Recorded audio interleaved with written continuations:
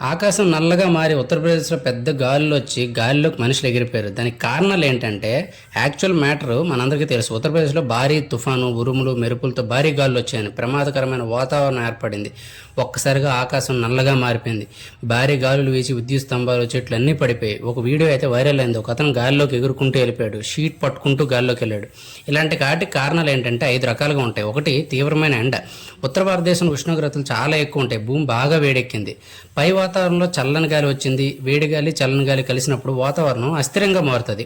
ఈ అస్థిరత వలన థండర్ స్టార్మ్స్, క్లౌడ్స్ ఏర్పడతాయి అన్నమాట. మేఘాల నుంచి చల్లని గాలి ఒక్కసారి నేలపైకి రావడం వలన దాన్ని డౌన్ బర్స్ట్ అంటారు. సో ఆ గాలి నేలను తాకిన తర్వాత అన్ని వైపులా భీకరంగా వ్యాపించింది. ఉత్తరప్రదేశ్లో కూడా సేమ్ జరిగింది. ఎండాకాలంలో నేల పొడిగా ఉండడం వల్ల భారీగా ధూళి గాలిలోకి ఎగిరింది. అందుకనే డస్ట్ స్టార్మ్ అనేసి అంటారు. సో ఈ విషయం మాత్రం చాలా మంది తీసుకోలేకపోయారు. ఎందుకంటే సడన్గా వచ్చింది, ఎవరు ఎలా హ్యాండిల్ చేయాలో తెలియదు. చాలా వరకు నష్టం జరిగింది. 100 మంది వరకు చనిపోయారు. సో ఈ తుఫాను వలన చాలా డ్యామేజ్ అయింది. గవర్నమెంట్ సపోర్ట్ ఇచ్చింది.